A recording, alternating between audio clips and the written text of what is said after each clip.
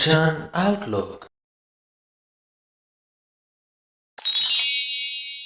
Satnam Shri Waheguru ji. Comment section ਦੇ ਵਿੱਚ Waheguru type ਕਰਕੇ ਫਤਿਹ ਕਬੂਲ ਕਰੋ ਜੀ। ਵਾਹਿਗੁਰੂ ਜੀ ਕਾ ਖਾਲਸਾ, ਵਾਹਿਗੁਰੂ ਜੀ ਕੀ ਫਤਿਹ। ਗੁਰੂ ਸਾਹਿਬ ਦੀਆਂ ਚੋਣਵੀਆਂ ਸਿੱਖਿਆਵਾਂ ਨੂੰ ਸਮਝਾਉਣ ਦੇ ਲਈ ਅਸੀਂ ਆਪਣੇ ਚੈਨਲ 'ਤੇ ਮੌਜੂਦ ਗੁਰੂ ਗਿਆਨ ਪਲੇਲਿਸਟ ਦੇ ਵਿੱਚ ਕਈ ਸਾਰੀਆਂ ਵੀਡੀਓਜ਼ ਪਾਈਆਂ ਹੋਈਆਂ ਹਨ।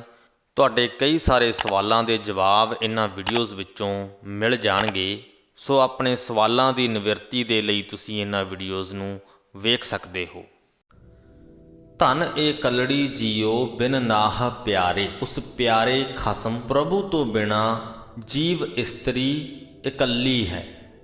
ਦੂਜੈ ਭਾਏ ਮੁੱਠੀ ਜੀਓ ਬਿਨ ਗੁਰ ਸ਼ਬਦ ਕਰਾਰੇ, ਕਰਾਰੇ ਤੋਂ ਭਾਵ ਤਕੜੇ, ਸਹਾਰਾ ਦੇਣ ਵਾਲੇ, ਗੁਰੂ ਦੇ ਸਹਾਰਾ ਦੇਣ ਵਾਲੇ, ਆਸਰਾ ਦੇਣ ਵਾਲੇ ਸ਼ਬਦਾਂ ਤੋਂ ਬਿਨਾ ਉਹ ਜੀਵ ਇਸਤਰੀ ਪਰਮਾਤਮਾ ਨੂੰ ਛੱਡ ਕੇ ਦੂਜੇ ਦੇ ਪਿਆਰ ਵਿੱਚ ਲੱਗੀ ਹੋਈ ਹੈ, ਮਾਇਆ ਦੇ ਪਿਆਰ ਵਿੱਚ ਲੱਗੀ ਹੋਈ ਹੈ ਤੇ ਠੱਗੀ ਜਾ ਰਹੀ ਹੈ। ਬਿਨ ਸ਼ਬਦ ਪਿਆਰੇ ਕੌਣ ਦੁੱਤਰ ਤਾਰੇ, ਮਾਇਆ ਮੋਹੇ ਖੁਆਈ। ਕਹਿੰਦੇ ਗੁਰੂ ਦੇ ਸ਼ਬਦਾਂ ਤੋਂ ਬਿਨਾ ਉਸ ਨੂੰ ਇਸ ਸੰਸਾਰ ਸਮੁੰਦਰ ਤੋਂ ਪਾਰ ਕੌਣ ਲੰਘਾ ਸਕਦਾ ਹੈ। ਦੁੱਤਰ ਤੋਂ ਭਾਵ ਸੰਸਾਰ ਸਮੁੰਦਰ, ਜਿਸ ਨੂੰ ਕਿ ਪਾਰ ਲੰਘਣਾ ਬੜਾ ਔਖਾ ਹੈ। ਬਿਨ ਸ਼ਬਦ ਪਿਆਰੇ ਕੌਣ ਦੁੱਤਰ ਤਾਰੇ, ਮਾਇਆ ਮੋਹੇ ਖੁਆਈ। ਕਿਉਂਕਿ ਸ਼ਬਦਾਂ ਦੇ ਵਿੱਚ ਨਹੀਂ ਲੱਗੀ ਹੋਈ, ਗੁਰੂ ਦੀਆਂ ਸਿੱਖਿਆਵਾਂ ਦੇ ਵਿੱਚ ਨਹੀਂ ਲੱਗੀ ਹੋਈ, ਇਸ ਕਰਕੇ ਮਾਇਆ ਦੇ ਮੋਹ ਵਿੱਚ ਖੁਆਰ ਹੋ ਰਹੀ ਹੈ। ਕੂੜ ਬਿਗੁੱਤੀ ਤਾਂ ਫਿਰ ਮੁੱਤੀ, ਸਾਧਨ ਮਹਿਲ ਨਾ ਪਾਈ। ਮਾਇਆ ਦੇ ਮੋਹ ਦੇ ਵਿੱਚ, ਝੂਠ ਦੇ ਵਿੱਚ ਖੁਆਰ ਹੋ ਰਹੀ ਹੈ। ਇਸੇ ਕਰਕੇ ਹੀ ਪਤੀ ਪ੍ਰਮਾਤਮਾ ਦੇ ਵੱਲੋਂ ਛੱਡੀ ਹੋਈ ਹੈ। ਮੁੱਤੀ ਤੋਂ ਭਾਵ ਛੱਡ ਦੇਣਾ ਤੇ ਬਿਗੁੱਤੀ ਤੋਂ ਭਾਵ ਖੁਆਰ ਹੋਣਾ। ਕੂੜ ਬਿਗੁੱਤੀ ਤਾਂ ਫਿਰ ਮੁੱਤੀ, ਸਾਧਨ ਮਹਿਲ ਨਾ ਪਾਈ। ਜਿਹੜੀ ਜੀਵ ਇਸਤਰੀ ਦਾ ਧਿਆਨ ਮਾਇਆ ਦੇ ਵੱਲ ਲੱਗਿਆ ਹੋਇਆ ਹੈ, ਉਹ ਪਤੀ ਪ੍ਰਭੂ ਦਾ ਟਿਕਾਣਾ ਨਹੀਂ ਲੱਭ ਸਕਦੀ। ਗੁਰ ਸ਼ਬਦੇ ਰਾਤੀ ਸਹਿਜੇ ਮਾਤੀ, ਅਨ ਦਿਨ ਰਹਿ ਸਮਾਏ। ਤੇ ਦੂਜੇ ਪਾਸੇ ਉਹ ਜੀਵ ਇਸਤਰੀ ਹੈ ਜਿਹੜੀ ਗੁਰੂ ਦੀਆਂ ਸਿੱਖਿਆਵਾਂ ਦੇ ਵਿੱਚ ਰੰਗੀ ਹੋਈ ਹੈ, ਆਤਮਿਕ ਅਡੋਲਤਾ ਦੇ ਵਿੱਚ ਮਸਤ ਹੈ। ਹਰ ਰੋਜ਼ ਉਸ ਪਰਮਾਤਮਾ ਦੀ ਯਾਦ ਦੇ ਵਿੱਚ ਲੀਨ ਰਹਿੰਦੀ ਹੈ। ਨਾਨਕ ਕਾਮਣ ਸਦਾ ਰੰਗ ਰਾਤੀ, ਹਰ ਜੀਓ ਆਪ ਮਿਲਾਏ। ਹੇ ਨਾਨਕ, ਉਹ ਜੀਵ ਇਸਤਰੀ ਸਦਾ ਹੀ ਉਸ ਪ੍ਰਮਾਤਮਾ ਦੇ ਪ੍ਰੇਮ ਰੰਗ ਦੇ ਵਿੱਚ ਰੰਗੀ ਰਹਿੰਦੀ ਹੈ। ਇਸ ਕਰਕੇ ਉਹ ਪ੍ਰਮਾਤਮਾ ਉਹਨੂੰ ਆਪਣੇ ਨਾਲ ਮਿਲਾ ਲੈਂਦਾ ਹੈ, ਆਪਣੇ ਚਰਨਾਂ ਦੇ ਵਿੱਚ ਜੋੜੀ ਰੱਖਦਾ ਹੈ। ਤਾ ਮਿਲੀਐ ਹਰ ਮੇਲੇ ਜੀਓ, ਹਰ ਬਿਨ ਕਵਣ ਮਿਲਾਏ। ਆਪਾਂ ਪਿਛਲੇ ਅੰਗ ਦੀ ਬਾਣੀ ਦੇ ਵਿੱਚ ਵੀ ਇਸ ਪ੍ਰਕਾਰ ਦੀ ਹੀ ਪੰਕਤੀ ਪੜ੍ਹੀ ਸੀ ਕਿ ਉਸ ਪ੍ਰਮਾਤਮਾ ਦੇ ਨਾਲ ਮਿਲਾਪ ਤਾਂ ਹੀ ਹੋ ਸਕਦਾ ਹੈ। ਜੀਵ ਇਸਤਰੀ ਆਪਣੇ ਪ੍ਰਭੂ ਪਤੀ ਨੂੰ ਤਾਂ ਹੀ ਮਿਲ ਸਕਦੀ ਹੈ। ਤਾਂ ਮਿਲੀਐ ਹਰ ਮੇਲੇ ਜੀਓ, ਜੇ ਉਹ ਪ੍ਰਮਾਤਮਾ ਖੁਦ ਉਹਨੂੰ ਆਪਣੇ ਨਾਲ ਮਿਲਾਏ।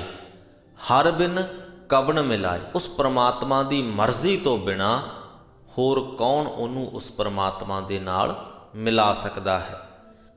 ਬਿਨ ਗੁਰ ਪ੍ਰੀਤਮ ਆਪਣੇ ਜੀਓ, ਕੌਣ ਭਰਮ ਚੁਕਾਏ।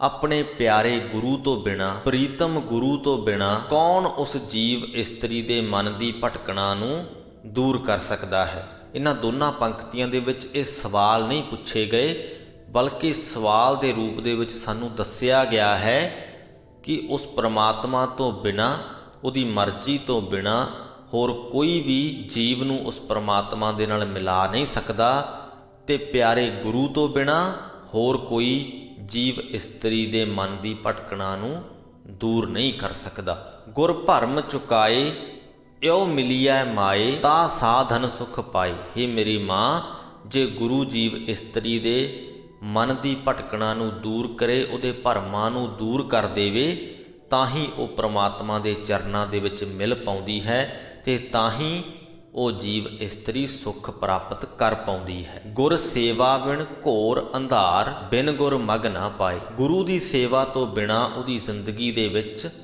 ਘੁੱਪ ਹਨੇਰਾ ਰਹਿੰਦਾ ਹੈ। ਗੁਰੂ ਤੋਂ ਬਿਨਾਂ ਉਹ ਜੀਵਨ ਦਾ ਸਹੀ ਮਾਰਗ ਲੱਭ ਨਹੀਂ ਪਾਉਂਦੀ। ਕਾਮਣ ਰੰਗ ਰਾਤੀ ਸਹਜੇ ਮਾਤੀ, ਗੁਰ ਕਾ ਸ਼ਬਦ ਵਿਚਾਰੀ। ਜਿਹੜੀ ਜੀਵ ਇਸਤਰੀ ਗੁਰੂ ਦੇ ਸ਼ਬਦਾਂ ਦੀ ਵਿਚਾਰ ਕਰਦੀ ਹੈ, ਗੁਰੂ ਦੀਆਂ ਸਿੱਖਿਆਵਾਂ ਨੂੰ ਆਪਣੇ ਮਨ ਦੇ ਵਿੱਚ ਵਸਾਉਂਦੀ ਹੈ, ਉਹ ਉਸ ਪ੍ਰਮਾਤਮਾ ਦੇ ਪ੍ਰੇਮ ਰੰਗ ਦੇ ਵਿੱਚ ਵੀ ਰੰਗੀ ਰਹਿੰਦੀ ਹੈ ਅਤੇ ਆਤਮਿਕ ਅਡੋਲਤਾ ਦੇ ਵਿੱਚ ਵੀ ਮਸਤ ਰਹਿੰਦੀ ਹੈ। ਨਾਨਕ ਕਾਮਨ ਹਰ ਵਰ ਪਾਇਆ, ਗੁਰ ਕਾ ਭਾਏ ਪਿਆਰੇ। ਹੇ ਨਾਨਕ, ਉਸ ਜੀਵ ਇਸਤਰੀ ਦਾ ਗੁਰੂ ਦੇ ਨਾਲ ਪ੍ਰੇਮ ਪੈ ਜਾਂਦਾ ਹੈ ਤੇ ਇਸ ਪ੍ਰਕਾਰ ਉਹ ਪ੍ਰਭੂ ਪਤੀ ਨੂੰ ਹਾਸਲ ਕਰ ਲੈਂਦੀ ਹੈ। ਗੌੜੀ ਮਹਿਲਾ ਤੀਜਾ। ਪਿਰ ਬਿਨ ਖਰੀ ਨਿਮਾਣੀ ਜੀਓ, ਬਿਨ ਪਿਰ ਕਿਉ ਜੀਵਾ ਮੇਰੀ ਮਾਈ। ਹੇ ਮੇਰੀ ਮਾਂ, ਪਤੀ ਪ੍ਰਭੂ ਤੋਂ ਬਿਨਾ ਮੇਰੀ ਜ਼ਿੰਦਗੀ ਬੜੀ ਹੀ ਨਿਮਾਣੀ ਜਿਹੀ ਲੱਗਦੀ ਹੈ, ਬੜੀ ਹੀ ਕੰਗਾਲ ਜਿਹੀ ਲੱਗਦੀ ਹੈ। ਮੈਂ ਪਤੀ ਪ੍ਰਭੂ ਤੋਂ ਬਿਨਾ ਕਿਵੇਂ ਜੀਵਾਂ। ਬਿਨ ਪਿਰ ਕਿਉਂ ਜੀਵਾਂ ਮੇਰੀ ਮਾਈ। ਪਿਰ ਬਿਨ ਨੀਂਦ ਨਾ ਆਵੈ ਜੀਓ, ਕਾਪੜ ਤਨ ਨਾ ਸੁਹਾਈ। ਹੇ ਮੇਰੀ ਮਾਂ, ਪਤੀ ਪ੍ਰਭੂ ਤੋਂ ਬਿਨਾ ਨਾ ਹੀ ਤੇ ਮੇਰੇ ਮਨ ਨੂੰ ਸ਼ਾਂਤੀ ਆਉਂਦੀ ਹੈ ਤੇ ਨਾ ਹੀ ਮੈਨੂੰ ਮੇਰੇ ਤਨ ਤੇ ਕੋਈ ਕੱਪੜਾ ਸੋਹਣਾ ਲੱਗਦਾ ਹੈ। ਕਾਪੜ ਤਨ ਸੁਹਾਵੈ, ਜਾ ਪਿਰ ਭਾਵੈ, ਗੁਰਮਤੀ ਚਿੱਤ ਲਾਈਐ। ਤਨ ਦੇ ਉੱਪਰ ਪਾਇਆ ਹੋਇਆ ਕੱਪੜਾ ਤਾਂ ਹੀ ਸੁਖਾਂਦਾ ਹੈ, ਤਾਂ ਹੀ ਸੋਹਣਾ ਲੱਗਦਾ ਹੈ ਜੇਕਰ ਮੈਂ ਪ੍ਰਭੂ ਪਤੀ ਨੂੰ ਭਾ ਜਾਵਾਂ, ਮੈਂ ਉਹਨੂੰ ਚੰਗੀ ਲੱਗ ਜਾਵਾਂ। ਤੇ ਅਜਿਹਾ ਗੁਰਮਤੀ ਚਿੱਤ ਲਾਈਐ, ਗੁਰਮਤ ਤੇ ਚੱਲਿਆਂ, ਗੁਰੂ ਦੀਆਂ ਸਿੱਖਿਆਵਾਂ ਦੇ ਵਿੱਚ ਚਿੱਤ ਜੋੜਿਆਂ ਹੀ ਸੰਭਵ ਹੋ ਸਕਦਾ ਹੈ। ਸਦਾ ਸੁਹਾਗਣ ਜਾਂ ਸਤਿਗੁਰ ਸੇਵੇ, ਗੁਰ ਕਾ ਅੰਕ ਸਮਾਈਐ। ਜਿਹੜੀਆਂ ਜੀਵ ਇਸਤਰੀਆਂ ਸਤਿਗੁਰੂ ਦੀ ਸੇਵਾ ਕਰਦੀਆਂ ਨੇ, ਸਤਿਗੁਰੂ ਦੀਆਂ ਸਿੱਖਿਆਵਾਂ ਤੇ ਚੱਲ ਕੇ ਉਸ ਪ੍ਰਭੂ ਪਤੀ ਦਾ ਸਿਮਰਨ ਕਰਦੀਆਂ ਨੇ, ਉਹ ਸਦਾ ਹੀ ਸੁਹਾਗਣ ਨੇ, ਸਦਾ ਹੀ ਵੱਡੇ ਭਾਗਾਂ ਵਾਲੀਆਂ ਨੇ, ਉਹ ਸਦਾ ਹੀ ਗੁਰੂ ਦੀ ਗੋਦ ਦੇ ਵਿੱਚ ਸਮਾਈਆਂ ਰਹਿੰਦੀਆਂ ਨੇ। ਗੁਰ ਸ਼ਬਦੈ ਮੇਲਾ ਤਾ ਪਿਰ ਰਾਵੀ, ਲਾਹਾ ਨਾਮ ਸੰਸਾਰੇ। ਜੇ ਗੁਰੂ ਆਪਣੇ ਸ਼ਬਦਾਂ ਦੇ ਨਾਲ ਜੀਵ ਇਸਤਰੀ ਨੂੰ ਉਸ ਪ੍ਰਮਾਤਮਾ ਦੇ ਨਾਲ ਮਿਲਾਵੇ ਤਾਂ ਹੀ ਉਹ ਪ੍ਰਮਾਤਮਾ ਜੀਵ ਇਸਤਰੀ ਨੂੰ ਆਪਣੇ ਨਾਲ ਜੋੜਦਾ ਹੈ, ਆਪਣੇ ਵਿੱਚ ਮਿਲਾਉਂਦਾ ਹੈ। ਤੇ ਅਜਿਹੀ ਜੀਵ ਇਸਤਰੀ ਲਾਹਾ ਨਾਮ ਸੰਸਾਰੇ, ਇਸ ਸੰਸਾਰ ਦੇ ਵਿੱਚ ਉਸ ਪ੍ਰਮਾਤਮਾ ਦਾ ਨਾਮ ਹਾਸਲ ਕਰਦੀ ਹੈ, ਉਹਦੇ ਨਾਮ ਦਾ ਲਾਹਾ ਖੱਟਦੀ ਹੈ। ਨਾਨਕ ਕਾਮਣ ਨਾਹ ਪਿਆਰੀ, ਜਾ ਹਰ ਕੇ ਗੁਣ ਸਾਰੇ। ਹੇ ਨਾਨਕ, ਉਹੀ ਜੀਵ ਇਸਤਰੀ ਉਸ ਪ੍ਰਭੂ ਪਤੀ ਨੂੰ ਪਿਆਰੀ ਲੱਗਦੀ ਹੈ ਜਿਹੜੀ ਆਪਣੇ ਹਿਰਦੇ ਦੇ ਵਿੱਚ ਉਸ ਪ੍ਰਭੂ ਪਤੀ ਦੇ ਗੁਣਾਂ ਨੂੰ ਸਾਂਭ ਕੇ ਰੱਖਦੀ ਹੈ। ਸਾਧਨ ਰੰਗ ਮਾਣੇ ਜੀਓ, ਆਪਣੇ ਨਾਲ ਪਿਆਰੇ। ਜਿਹੜੀ ਜੀਵ ਇਸਤਰੀ ਦਾ ਆਪਣੇ ਪ੍ਰਭੂ ਪਤੀ ਦੇ ਨਾਲ ਮਿਲਾਪ ਹੋ ਗਿਆ, ਉਹ ਆਪਣੇ ਪਤੀ ਪ੍ਰਭੂ ਦੇ ਨਾਲ ਆਨੰਦ ਮਾਣਦੀ ਹੈ। ਅਹਨਿਸ ਰੰਗ ਰਾਤੀ ਜੀਓ, ਗੁਰ ਸ਼ਬਦ ਵਿਚਾਰੇ। ਉਹ ਹਰ ਰੋਜ਼ ਦਿਨ ਰਾਤ ਉਸ ਪ੍ਰਮਾਤਮਾ ਦੇ ਪ੍ਰੇਮ ਰੰਗ ਦੇ ਵਿੱਚ ਰੰਗੀ ਰਹਿੰਦੀ ਹੈ, ਪਰ ਅਜਿਹਾ ਗੁਰੂ ਦੇ ਸ਼ਬਦਾਂ ਦੀ ਵਿਚਾਰ ਕਰਕੇ ਸੰਭਵ ਹੋ ਪਾਉਂਦਾ ਹੈ। ਗੁਰ ਸ਼ਬਦ ਵਿਚਾਰੇ, ਹਉਮੈ ਮਾਰੇ, ਇਨ ਬਿਦ ਮਿਲੋ ਪਿਆਰੇ। ਗੁਰੂ ਦੇ ਸ਼ਬਦਾਂ ਦੀ ਵਿਚਾਰ ਕਰਕੇ, ਉਹਦੀਆਂ ਸਿੱਖਿਆਵਾਂ ਤੇ ਚੱਲ ਕੇ ਉਹ ਆਪਣੇ ਅੰਦਰੋਂ ਹਉਮੈ ਨੂੰ ਮਾਰ ਲੈਂਦੀ ਹੈ ਤੇ ਇਸ ਤਰੀਕੇ ਨਾਲ ਹੀ ਉਹਦਾ ਉਸ ਪ੍ਰਮਾਤਮਾ ਪਤੀ ਦੇ ਨਾਲ ਮਿਲਾਪ ਹੋ ਪਾਉਂਦਾ ਹੈ ਤੇ ਤਾਂ ਹੀ ਉਹ ਉਹਦੇ ਨਾਲ ਮਿਲ ਕੇ ਆਨੰਦ ਮਾਣ ਪਾਉਂਦੀ ਹੈ। ਸਾਧਨ ਸੁਹਾਗਣ ਸਦਾ ਰੰਗ ਰਾਤੀ, ਸਾਚਾ ਨਾਮ ਪਿਆਰੇ। ਉਹ ਜੀਵ ਇਸਤਰੀ ਸਦਾ ਭਾਗਾਂ ਵਾਲੀ ਹੈ, ਸਦਾ ਹੀ ਪ੍ਰਭੂ ਪਤੀ ਦੇ ਪ੍ਰੇਮ ਰੰਗ ਵਿੱਚ ਰੰਗੀ ਰਹਿੰਦੀ ਹੈ, ਜਿਹੜੀ ਸਦਾ ਥਿਰ ਪ੍ਰਭੂ ਦੇ ਨਾਮ ਵਿੱਚ ਪ੍ਰੇਮ ਕਰਦੀ ਹੈ।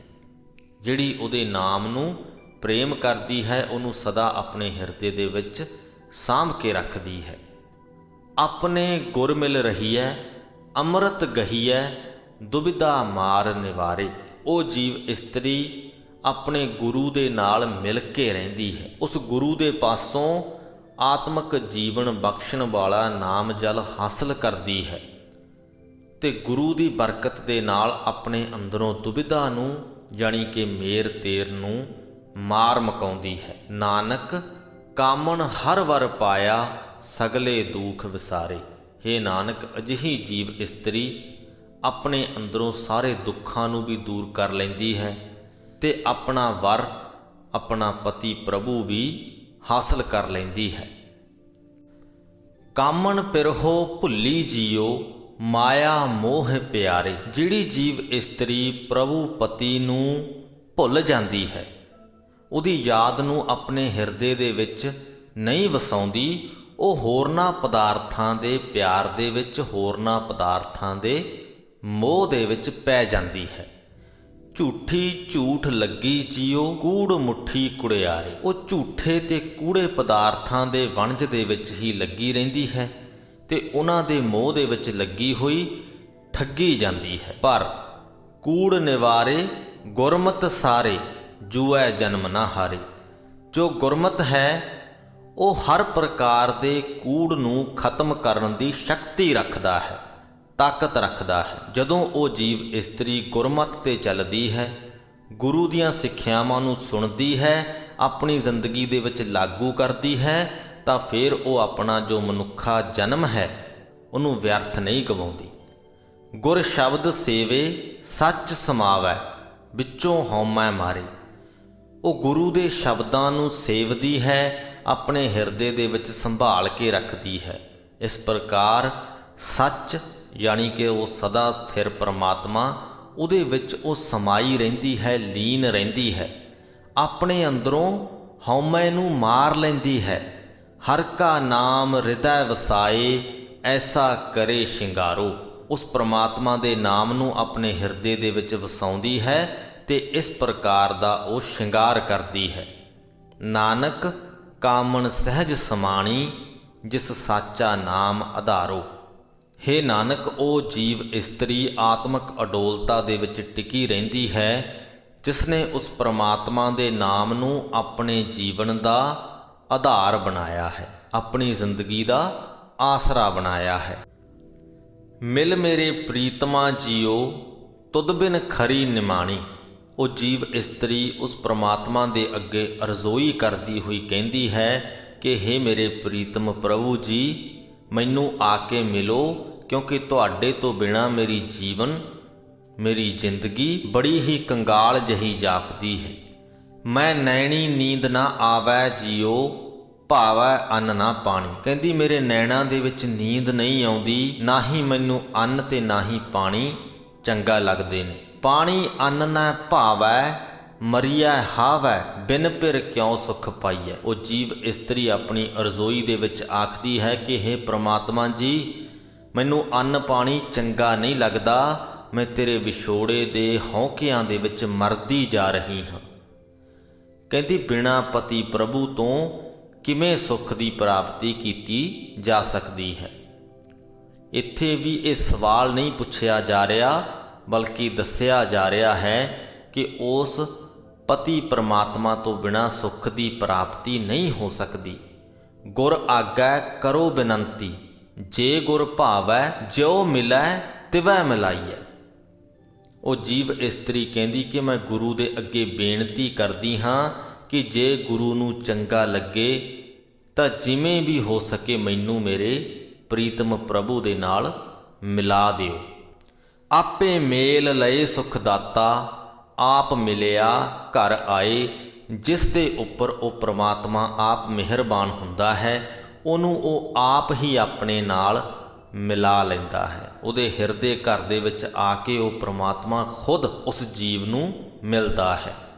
ਨਾਨਕ ਕਾਮਣ ਸਦਾ ਸੁਹਾਗਣ, ਨਾ ਪਿਰ ਮਰੈ ਨਾ ਜਾਏ। ਤੇ ਜਿਹੜੀ ਜੀਵ ਇਸਤਰੀ ਨੂੰ ਉਹ ਪ੍ਰਮਾਤਮਾ ਖੁਦ ਉਹਦੇ ਹਿਰਦੇ ਘਰ ਦੇ ਵਿੱਚ ਆ ਕੇ ਮਿਲ ਪਏ, ਹੇ ਨਾਨਕ, ਉਹ ਜੀਵ ਇਸਤਰੀ ਸਦਾ ਹੀ ਸੁਹਾਗਣ ਰਹਿੰਦੀ ਹੈ, ਕਿਉਂਕਿ ਸਦਾ ਕਾਇਮ ਰਹਿਣ ਵਾਲਾ ਉਹ ਪ੍ਰਮਾਤਮਾ ਨਾ ਤੇ ਮਰਦਾ ਹੈ ਤੇ ਨਾ ਹੀ ਫਿਰ ਉਹਦੇ ਤੋਂ ਕਦੇ ਵਿਛੜਦਾ ਹੈ। ਇਸ ਆਖਰੀ ਸ਼ਬਦ ਦੇ ਵਿੱਚ 244ਵੇਂ ਅੰਗ ਦੇ ਗੁਰੂ ਜੀ ਨੇ ਇੱਕ ਉਸ ਜੀਵ ਇਸਤਰੀ ਦੀ ਅਰਜ਼ੋਈ ਪੇਸ਼ ਕੀਤੀ ਹੈ ਜਿਸ ਨੂੰ ਹਲੇ ਪ੍ਰਮਾਤਮਾ ਦਾ ਮਿਲਾਪ ਨਹੀਂ ਹੋਇਆ। ਸੋ ਇਸ ਦੇ ਨਾਲ ਹੀ ਸ੍ਰੀ ਗੁਰੂ ਗ੍ਰੰਥ ਸਾਹਿਬ ਜੀ ਦੇ 244ਵੇਂ ਅੰਗ ਦੀ ਬਾਣੀ ਦੀ ਵਿਆਖਿਆ ਦੀ ਸਮਾਪਤੀ ਹੁੰਦੀ ਹੈ ਜੀ। ਅੱਜ ਦੀ ਬਾਣੀ ਦੇ ਵਿੱਚ ਵੀ ਪਿਛਲੇ 2 ਅੰਗਾਂ ਦੀ ਤਰ੍ਹਾਂ ਹੀ ਜੀਵ ਇਸਤਰੀ ਤੇ ਪਤੀ ਪ੍ਰਭੂ ਦੀ ਉਦਾਹਰਣ ਨਿਰੰਤਰ ਚੱਲੀ ਹੈ। ਪਹਿਲੇ 2 ਸ਼ਬਦਾਂ ਦੇ ਵਿੱਚ ਗੁਰੂ ਜੀ ਨੇ ਸਾਨੂੰ ਇਹ ਦੱਸਿਆ ਹੈ ਕਿ ਜਿਸ ਜੀਵ ਇਸਤਰੀ ਦਾ ਉਸ ਪਰਮਾਤਮਾ ਦੇ ਨਾਲ ਮਿਲਾਪ ਹੋ ਜਾਂਦਾ ਹੈ ਉਹਦਾ ਜੀਵਨ ਕਿਸ ਪ੍ਰਕਾਰ ਦਾ ਹੋ ਜਾਂਦਾ ਹੈ। ਤੇ ਆਖਰੀ ਸ਼ਬਦ ਦੇ ਵਿੱਚ ਇੱਕ ਉਸ ਨਿਮਾਣੀ ਜੀਵ ਇਸਤਰੀ ਦੀ ਅਰਜ਼ੋਈ ਪੇਸ਼ ਕੀਤੀ ਹੈ ਜਿਹਨੂੰ ਹਾਲੇ ਪਰਮਾਤਮਾ ਦਾ ਮਿਲਾਪ ਹਾਸਲ ਨਹੀਂ ਹੋਇਆ ਤੇ ਕਿਸ ਪ੍ਰਕਾਰ ਅਜਿਹਾ ਨਾ ਹੋਣ ਕਰਕੇ ਉਹਨੂੰ ਅੰਨ ਪਾਣੀ ਤੱਕ ਵੀ ਚੰਗਾ ਨਹੀਂ ਲੱਗਦਾ। ਤੇ ਉਹ ਗੁਰੂ ਦੇ ਅੱਗੇ ਅਰਜ਼ੋਈ ਕਰਦੀ ਹੈ ਕਿ ਹੇ ਗੁਰੂ, ਜੇਕਰ ਤੈਨੂੰ ਚੰਗਾ ਲੱਗੇ ਤਾਂ ਜਿਵੇਂ ਵੀ ਹੋ ਸਕੇ ਮੈਨੂੰ ਮੇਰੇ ਪਰਮਾਤਮਾ ਪਤੀ ਦੇ ਨਾਲ ਮਿਲਾ ਦੇ। ਆਓ ਅਸੀਂ ਵੀ ਉਸ ਪਰਮਾਤਮਾ ਦੇ ਅੱਗੇ ਇਹ ਅਰਜ਼ੋਈ ਕਰੀਏ ਕਿ ਸਾਡੇ ਹਿਰਦਿਆਂ ਦੇ ਵਿੱਚ ਵੀ ਉਹ ਪਰਮਾਤਮਾ ਇਸੇ ਪ੍ਰਕਾਰ ਹੀ ਵਸਿਆ ਰਹੇ, ਉਹਦੇ ਮਿਲਾਪ ਦਾ ਆਨੰਦ ਅਸੀਂ ਇਸੇ ਪ੍ਰਕਾਰ ਹੀ ਮਾਣਦੇ ਰਹੀਏ। ਇਸੇ ਅਰਜ਼ੋਈ ਦੇ ਨਾਲ, ਇਸੇ ਅਰਦਾਸ ਬੇਨਤੀ ਦੇ ਨਾਲ ਹੀ ਅੱਜ ਦੀ ਵੀਡੀਓ ਦੀ ਸਮਾਪਤੀ ਕਰਦੇ ਹਾਂ। ਆਓ ਫਤਿਹ ਦੀ ਸਾਂਝ ਪਾਈਏ। ਵਾਹਿਗੁਰੂ ਜੀ ਕਾ ਖਾਲਸਾ, ਵਾਹਿਗੁਰੂ ਜੀ ਕੀ ਫਤਿਹ।